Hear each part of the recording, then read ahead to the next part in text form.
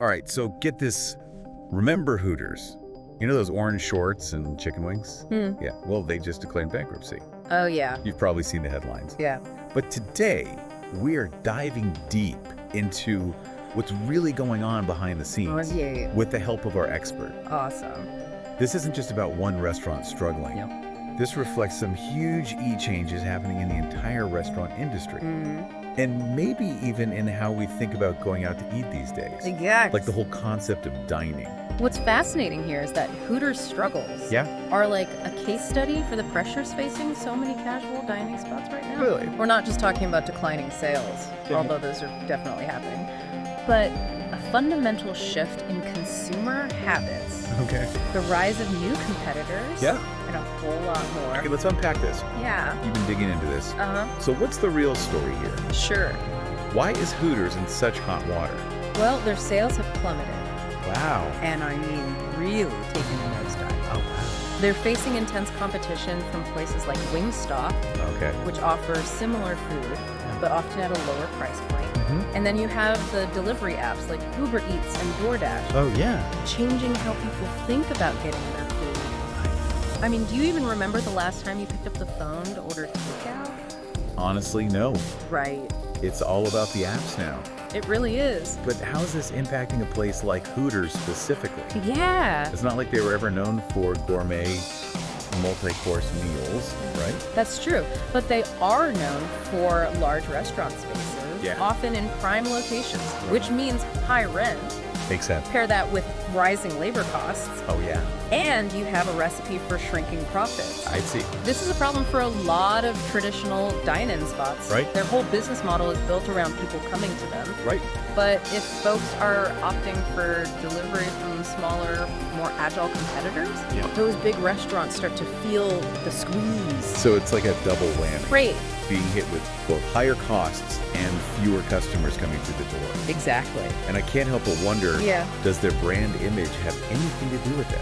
Interesting question. The whole Hooters girl thing. Yeah. It feels a bit out of touch in today's world, don't you think? It's definitely a factor. Okay. Hooters is relying heavily on this neon-lit nostalgia, hoping to attract customers who remember the brand from its heyday. Right. But that's not resonating with younger generations, Yeah. especially Gen Z.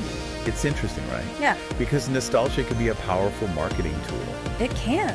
but it seems like there's a disconnect here. There is. What's fascinating is that for younger generations, nostalgia is less about reliving the past Yeah. and more about reinterpreting it, putting a modern spin on it. Right. It's ironic, vintage, and meme-worthy. Hooters' brand of nostalgia feels a little too literal, a little too stuck in time. Yeah. Like they haven't really changed. Okay, so we've got declining sales, rising costs, and an image problem. It's a tough combo. That's a pretty tough combo. It is. And this brings us to their recent Chapter 11 bankruptcy filing. Yeah. Now, for our listeners who aren't familiar with the ins and outs of corporate finance, Right. can you break down what Chapter 11 actually means for Hooters? Sure. Is this the end of the road for those orange shorts? Not necessarily. Yeah. Chapter 11 is more like hitting the pause button. Oh, okay. It gives Hooters legal protection from creditors while they restructure their debts and hopefully come up with a plan to get back on track. So like a chance to regroup. Think of it as a chance to reorganize, renegotiate leases, maybe even close down some underperforming locations. Right. It's a chance to come back swinging, but with a new game plan. So it's like a timeout. Yeah. To try and figure things out. Yeah. But it's not necessarily game over. Not yet. But how exactly will that restructuring work? Well, What kind of financial maneuvers are they looking at? okay. And what happens if this timeout doesn't lead to a winning strategy? Well, Chapter 11 gives them some breathing room to renegotiate debts with lenders. Okay. They might be able to reduce interest rates, Right. extend payment deadlines, or even write off some of the debt entirely. I see. This can free up cash flow, which is crucial for a struggling business. Makes sense. They're also planning to shutter over 50 locations. Wow. Those are restaurants that were probably already bleeding money Right. to further reduce costs. Okay. But if all this fails, Yeah. if they can't convince creditors that they have a viable path forward, they could be forced to move to Chapter 7. Chapter 7 sounds a lot more serious. It is. What does that mean for Hooters? Chapter 7 is liquidation. It means selling off assets to pay off creditors. Okay. In Hooters' case, that means everything. Everything. The buildings, the kitchen equipment, Wow. maybe even memorabilia. Oh, wow. If they reach that point, Yeah. it would be the end of Hooters as we know Wow, so the stakes are pretty high. it. Yeah, they are. It's not just about tweaking the menu or updating the decor. No. This is about the survival of the entire company. Right. And of course, there are real people whose lives are affected by this. Of course. What does all this mean for the thousands of Hooters employees? It's a tough situation for the over 25,000 people who work at Hooters. Wow, that many. Yeah. 25,000. There's a lot of uncertainty right now. Right. Some employees might be transferred to other locations, Okay. but sadly, job losses are inevitable, Yeah. especially for folks in those 50 locations slated to close. It's hard to imagine what they're going through. Yeah, It's one thing to read about a company struggling, right. but it's another to think about the real people whose livelihoods are on the line. Absolutely. And what about loyal Hooters customers? A lot of people have gift cards, right? They do. Are they still good? As of right now, gift cards are still valid. Okay, good. But if your local Hooters is at risk of closure, Yeah, I'd suggest using them sooner rather than later. good advice. You never know what might happen down the line. Use them while you can. Right. Now, this whole situation with Hooters, it's obviously concerning for their employees and families, It is. but it also seems to be pointing to a larger trend in the restaurant industry. You think so? It's not just them, is it? Not at all. Okay. Hooters is just one example of a much bigger story. Okay, We're seeing a fundamental shift in how people dine, great. what they're looking for, and how technology is changing the game. Here's where it gets really interesting. So, what's driving this decline in casual dining overall? Well, What's changing? we've talked about the impact of delivery apps Yes. and how that convenience is changing consumer behavior. Mm-hmm. But there are other factors at play as well. People are becoming more health conscious, Makes sense. looking for fresher, more nutritious options. Ah. And let's face it, a plate of Hooters wings, Yeah. while delicious, Okay. doesn't exactly scream healthy eating. Yeah, there's a reason those gyms are popping up everywhere. Okay, so delivery apps and health trends are playing a role. They are. What else is contributing to this shift? Another big factor is what I like to call the rise of Instagrammable restaurants. Okay, These are places designed to be visually appealing got it. with trendy decor, Yeah. creative dishes that look amazing in photos, and unique atmospheres. Oh yeah, those places where everyone's taking pictures of their avocado toast before they even take a bite. Exactly. And these trendy spots are pulling customers away from older, more established places that may be seen as a little dated. So it's this perfect storm of convenience, health consciousness, Yeah. and this desire for a dining experience that's not just about the food, but also about the vibe Right. and how it plays on social media. Exactly. That's a LRT for any restaurant chain to compete with. It absolutely is. So this brings us to the big question. Yeah. Can Hooters adapt to these changing trends and survive, Right? or will they become another casualty of the evolving restaurant landscape? Let's see. Okay, so we've established that Hooters is facing an uphill battle. Yeah. But are they just going to sit back and accept defeat? Right. Or do they have some tricks up their sleeve? I think they might. What are they doing to fight back against these trends? And what I've gathered, they are exploring some interesting strategies. How Some so? are more radical than others, Okay. but they all reflect an awareness that they need to change if they want to survive. Yeah.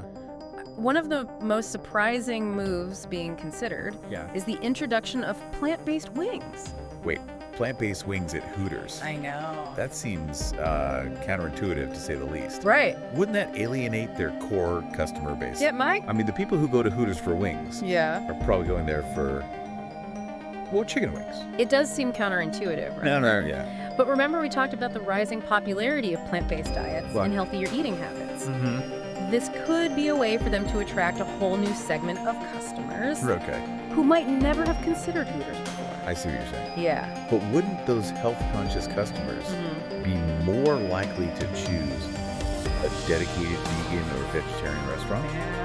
Possibly. What makes Hooters think they can capture that market? It's definitely a gamble, Yeah. but it could be a calculated one. Okay. They might be banking on the idea that some people who enjoy the Hooters atmosphere Right. or who have fond memories of the brand would be open to trying a plant-based version of their classic wings. Okay. It allows them to tap into the flexitarian trend, Yeah. people who are primarily meat eaters but open to trying plant-based options occasionally. They could market it as a way to enjoy the Hooters experience without the guilt. Okay, so plant-based wings. Yeah, Intriguing, but risky. it is. What else are they considering? Another strategy they're exploring is utilizing ghost kitchens. Ghost kitchens. Now, those are interesting. Yeah. Remind me how those work again. Basically, a ghost kitchen is a professional kitchen set up specifically for delivery orders. Okay. There's no storefront, no dining area. It's all about preparing food for delivery apps. So it's like a virtual restaurant existing only in the digital world. Precisely. And this could be a smart move for Hooters. Yeah. By focusing on delivery, they could cut down on the overhead costs associated with running a traditional restaurant. That makes sense. They wouldn't need as much space. Yeah. They wouldn't need as many wait staff. Yeah. And they could potentially reach a wider audience through those delivery apps. So they could essentially become a Hooters delivery-only operation. That's the idea. Wow. It would be a pretty dramatic shift. Yeah. But it aligns with the changing dynamics of the restaurant industry. Right. They could test out new menu items, Yeah. cater to different dietary preferences, and reach customers who might not be willing to physically go to a Hooters location. Interesting. So they're thinking about plant-based wings, Yeah. ghost kitchens. Right. Are there any other arrows in their quiver? There is one more we should discuss, Okay. and it's a big one. Let's hear it. The possibility of a private equity buyout. Buyout. Yeah, That could really shake things up. it could. What are the potential implications of that? A private equity buyout could go a few different ways. Okay. On the positive side, a firm could inject much needed capital into the business, Okay. giving them the resources to implement these turnaround strategies, Right. revamp the brand, modernize the menu, Yeah. and invest in marketing to attract those younger customers. So a buyout could be a lifeline. It A could. way to get the financial boost they need to get back on their feet. It certainly has the potential to be. Yeah. However, we need to be realistic about the potential downsides as well. Private equity firms are known for their focus on profits, Right. so they might prioritize cutting costs, streamlining operations, and maximizing returns for their investors, I see. even if it means sacrificing some of the brand's identity Right. or cutting employee benefits. That's a valid concern. It is. We've seen that happen with other companies, Yeah. where a focus on short-term profits ends up hurting the brand in the long run. Exactly. And there's no guarantee that a private equity firm will be successful in turning Hooters around. They might underestimate the challenges, It happens. misjudge the market, Yeah. or make decisions that alienate loyal customers. All very real possibilities. So it's a gamble either way, I think so. going it alone Yeah. or handing the reins over to a private equity firm. Right. Tough choices. Yeah. And the decision they make will have a huge impact on the future of the company, Yeah. its employees, Uh-huh. and its customers. Definitely. We can analyze all the potential scenarios, Right. but ultimately we'll have to wait and see what direction Hooters decides to take. Exactly. So we've talked about Hooters' struggles, their potential strategies, and the impact on everyone involved. Yeah. But what does this all mean for the rest of us? Right. Like, what can we learn from this? Yeah. And what does it say about the future of dining? That's the really important question here. Yeah. Hooters is a flashy example, sure, but their challenges reflect much broader trends. Right. Think about it. Yeah. Have you noticed changes in your own dining habits? Yeah. Or in the restaurants you see popping up? Yeah. Or closing down in your neighborhood? Yeah, definitely. This isn't just about one company. Right. It's about how we eat, Yeah. how we socialize, Right. and how technology is reshaping the entire industry. Okay, so what are some of the key takeaways from all of this? Sure. What should other restaurants be learning from Hooters' situation? Well, the first lesson is that nostalgia alone can't sustain a business. Yeah. You can't just coast on past successes Right. or a familiar brand. The market is constantly evolving, Yeah. and consumer preferences are shifting rapidly. Restaurants need to adapt, Right. innovate, and stay ahead of the curve Sure. or risk becoming irrelevant. So don't rest on your laurels. Exactly. keep things fresh. Yeah. Give people a reason to choose you Right. over the competition. Yeah. It's almost like restaurants need to think more like tech companies, I think so. constantly iterating, Right. updating, Yeah. and adapting to the ever-changing digital landscape. You're exactly right. Embracing technology isn't optional anymore. Yeah. It's essential. Right. And it's not just tea about partnering with delivery apps. Okay. Restaurants need to leverage technology to enhance the entire dining experience. Okay. From online reservations and mobile ordering Yeah. to personalized recommendations Oh, right. and loyalty programs. You know, it's interesting Yeah. because when you think about it, the rise of delivery apps has almost created a new category of competition. Right. It's not just about competing with the restaurant down the street. No. It's about competing with the convenience of having a world of food options available at your fingertips, Right. delivered right to your door. That's a fantastic point.